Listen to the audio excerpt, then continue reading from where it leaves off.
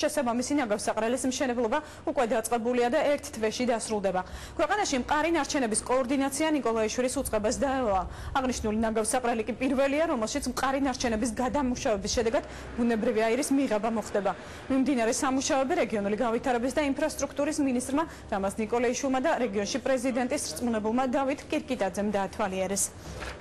ეს უნიკალური მშენებლობა, რომელსაც ახლა თქვენ აკვირდებით, რომელიც რუსთავში შენდება, რომელიც რუსთავს და გარდაბავს მოემსახურება, ეს არის ევროსტანდარტები დაცული, რაც მოგცემს საშუალებას არა მარტო დავაფასო და დავახარისხოთ მყარი ნარჩენები, არამედ მისგან გარკვეული ტიპის საწვავიც მივიღოთ და შემდგომში გამოვიყენოთ. სპეციალური ჯგუფია სამინისტროში შექმნილი, რომელიც ამას აკვირდება.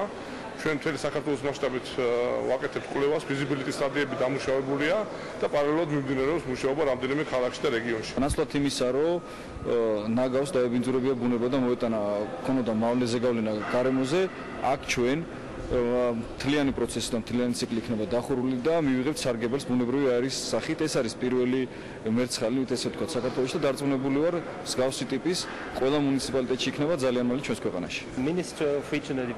ეს პირველი ნაგავსაყრელია საქართველოში, რომელიც ყველა საერთაშორისო სტანდარტს დააკმაყოფილებს და უშუალოდ გარემოს დაცვაზე იქნება მიმართული. აღნიშნული მშენებლობა მარტში დაიწყო და მიმდინარე წლის ოქტომბერში დასრულდება. ამ ნაგავსაყრელის არსებობას მთელი რეგიონისთვის უდიდესი მნიშვნელობა აქვს და სწორედ ამიტომ ჩავერთეთ აღნიშნულ პროექტში. როგორ უნდა